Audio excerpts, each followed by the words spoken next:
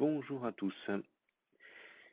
Alors, correction d'exercices sur les fluides. On va commencer avec l'exercice 21. 21 de la page 206. Donc, c'est un exercice assez simple avec la loi de Boyle-Mariotte. D'ailleurs, dans la première question, on vous demande d'énoncer la loi de Boyle-Mariotte. Donc, comme on l'a déjà vu à la fois le vendredi avant de partir en confinement et dans le cours PV égale constante, P fois V égale constante. Deuxième question, justement, on veut l'appliquer à des conditions où dans une bouteille hermétique, au départ, on avait un volume P1 et V1, et on veut savoir ce qui se passe pour V2 lorsque P2 change. Alors, d'après la loi de Boyle-Mariotte, PV égale constante, ça veut dire que P1 fois 1, donc P fois V à l'état 1, est égal à P fois V à l'état 2. Et donc, on veut changer cette formule pour déterminer le volume V2. Donc, V2 égale P1 V1 sur P2. Application numérique assez simple. P1 égale 20 fois 10 puissance 5, ça c'est un 5, fois V1 qui est égal à 12 litres, voilà, donc 12 litres, 0, et on divise par P2 qui est égal à 1,0 fois 10 puissance 5.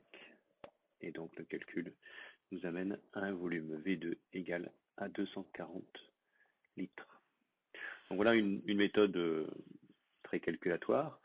On avait la possibilité de raisonner différemment. Donc on sait que d'après la loi de Boyle-Mariotte que P fois V égale constante, et donc P et V sont inversement proportionnels.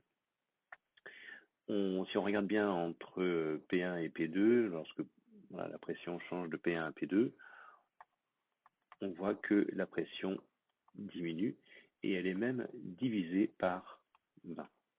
Donc si la pression diminue, alors le volume va augmenter et il va augmenter de façon proportionnelle, c'est-à-dire qu'il va être multiplié par 20.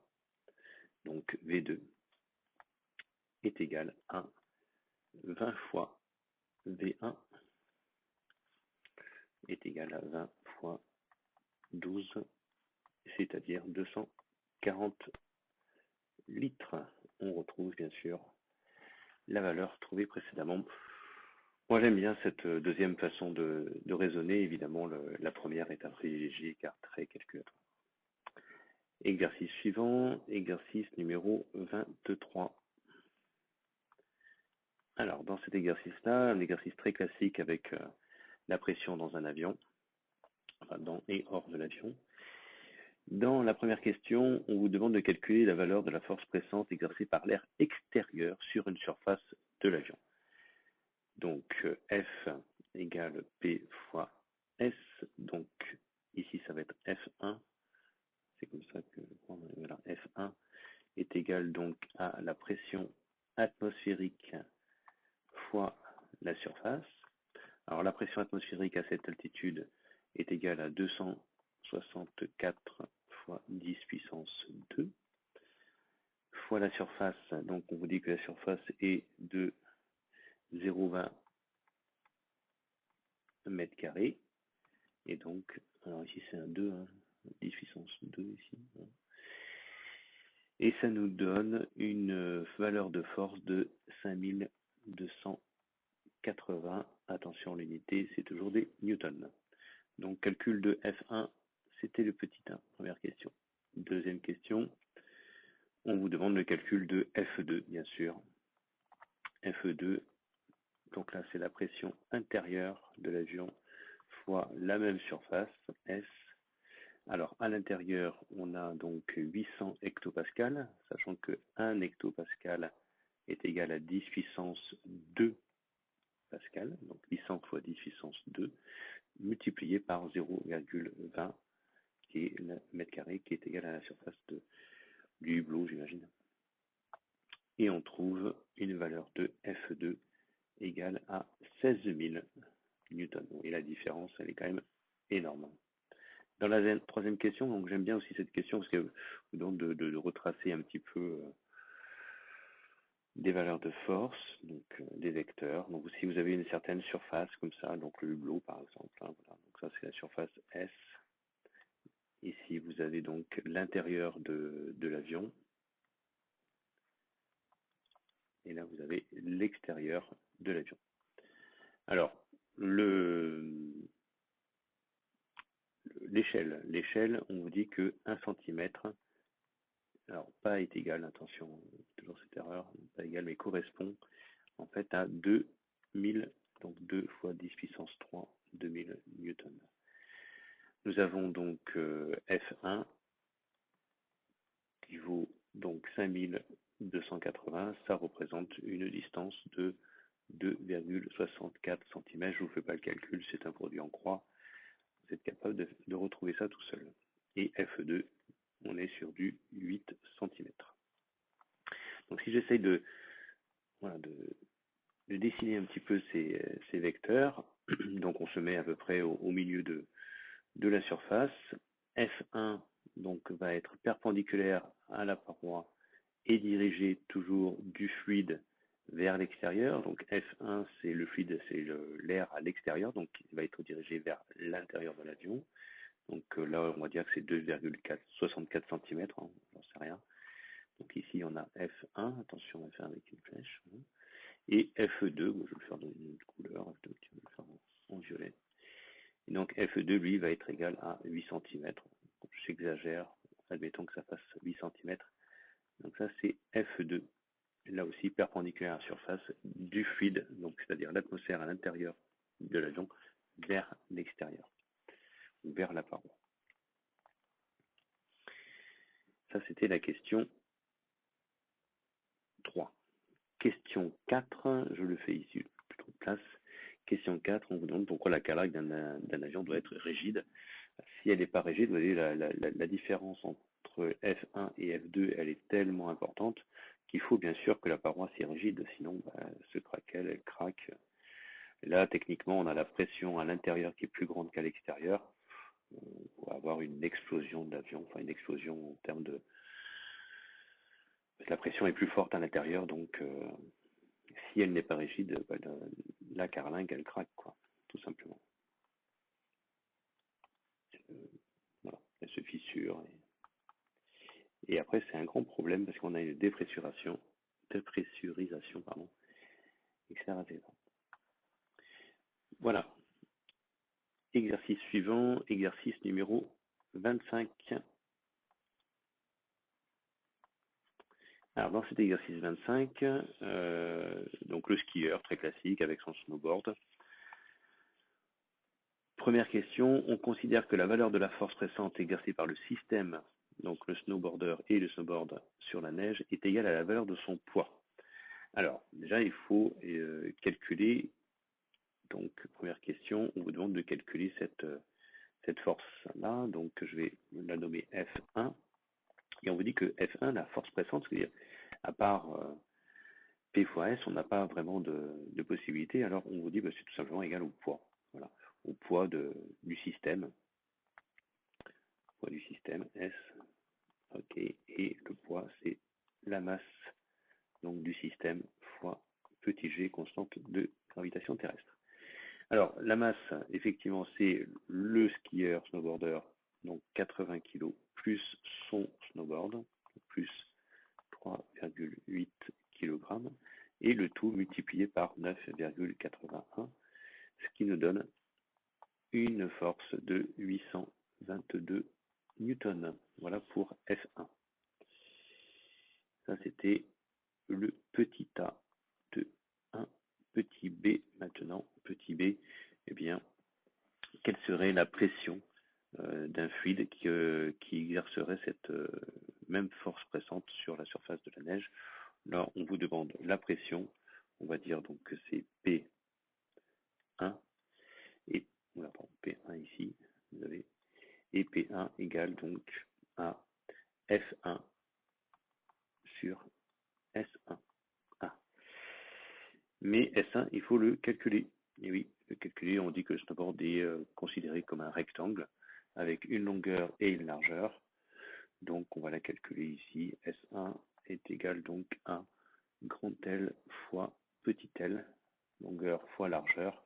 Moi, je mets tout en mètres, comme ça on aura une surface en mètres carrés. Donc, petit l est égal à 1,70 mètres fois la largeur de, alors 27 cm, ça fait du 0,27 mètres. Et tout ça, ça nous donne une surface de 0,459 mètres carrés. Comme ça, ma surface, 459 mètres carrés. Donc, je reviens à mon calcul de la pression. F1, on l'a calculé dans la première question, ça fait 822. La surface, on est sur du 0,459 et ça me fait une pression qui est égale à 1791 à peu près pascal. Voilà pour la question 1. Question 2.